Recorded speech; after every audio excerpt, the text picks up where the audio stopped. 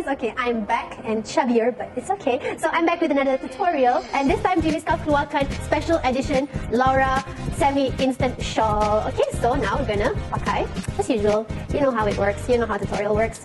So kita akan pakai macam kelas biasa. Okay, pakai je dulu.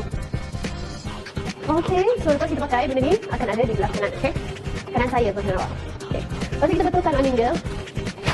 Betulkan awning dia. Okay. Ni dia senang bentuk, tak nak pakai pin pun tak apa, tapi ada nak pakai pin sebab dia, tak payahlah pakai pin, tak payah. Sebab dia okay. So, bila kita dah pakai terus sarung ni, dia akan terletak terus. So, yang ni, yang kain panjang belah sini, kita tarik je, pusing macam shawl biasa. Okay. Dan kain ni dia tak panas, dan lembut, senang bentuk, senang flowy. Dan then kita masukkan dia ni. Okay, so label Jimmyscarves ada kat sini, kita akan pakai betul-betul belakang dia. Dan kita akan jarumkan. Okay, jarumkan. Okay.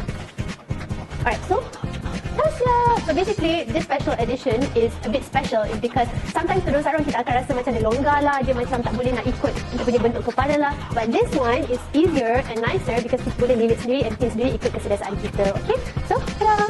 Belakang dia pun panjang juga. See? So that's it. Don't forget to get yours. Bye!